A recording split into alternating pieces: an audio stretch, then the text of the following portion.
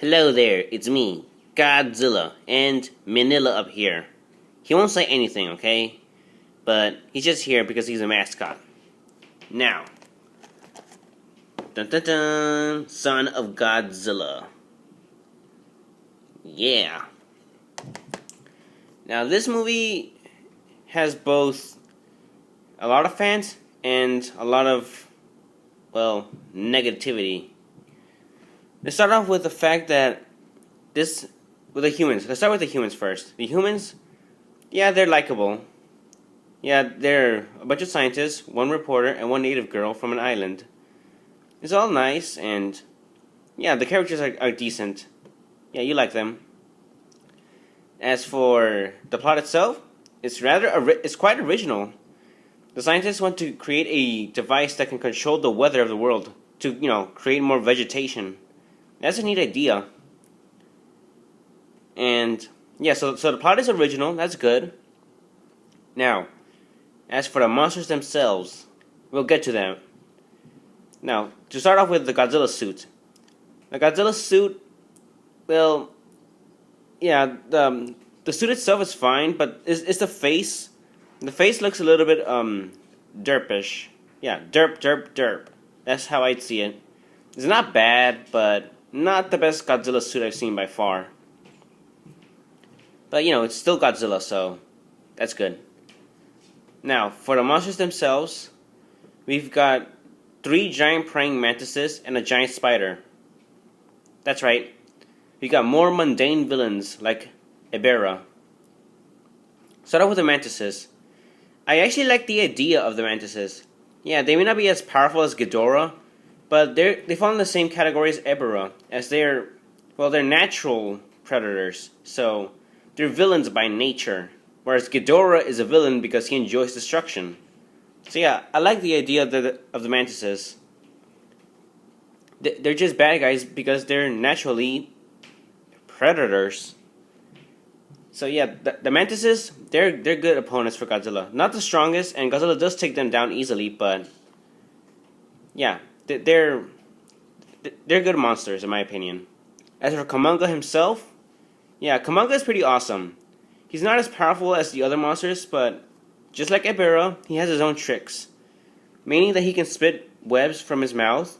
He can shoot a small web at Godzilla's eye, which it was kind of sneaky. He can elevate himself through his legs and attack Godzilla. And he also has a venom that comes out of his mouth. He injects it on an enemy and they die from the poison. So yeah, Kumonga is a pretty strong enemy. Not the most powerful, but he's pretty strong. And just like the Kamacuras, Kumonga is a villain by nature. He's just a predator. So yeah, the villains, they may not be the best, but they're not so bad either. They're pretty good, especially for a movie like this. Now, as for Manila himself here, yeah, let's talk about Manila. Well, after I talk about the music. The music here is the music is okay. Yeah, sometimes it feels happy, other times it feels suspenseful, other times it just feels weird. So the music is overall it's good, but my favorite part of the soundtrack is when Godzilla and Manila are fighting Kumonga in the snow. That soundtrack there, it's actually pretty suspenseful and it sounds right. It just sounds like a right battle music, especially for a movie like this. So yeah, the battle against Kumonga in the final act, the music just works well there. So yeah, the music is decent. Now, for the main course. Sorry. Manila, my son. Well, a Godzilla son anyway. I don't have a son. I'm a dead monster.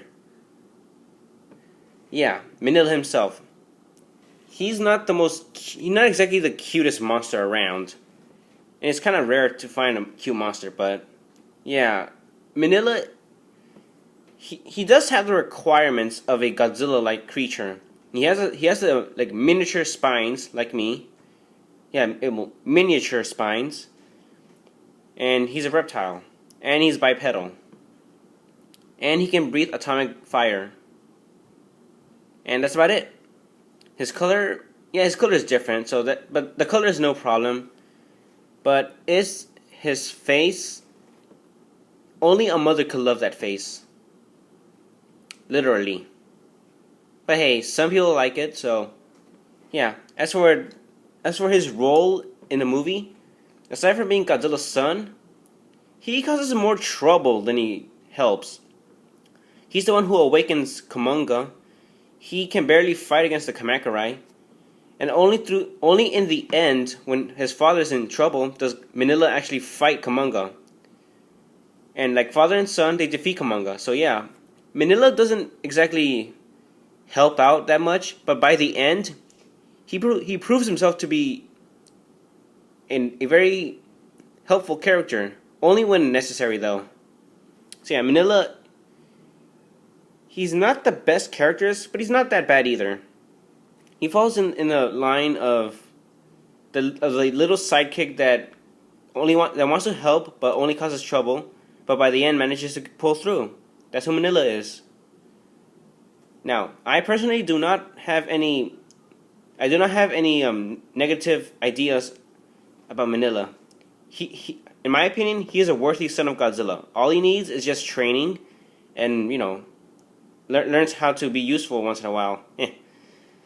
But yeah, Manila isn't that bad of a character. I like him. I like the Kamakuri. I like Kumonga. I like Manila. I like the characters, the plot, the music. It's all good. So, yeah, a lot of people have negative comments about this movie. I am one of the few who have positive comments. And really, it just depends on your tolerance for Manila. That's all that it takes. I'm tolerant of him. All Godzillas are.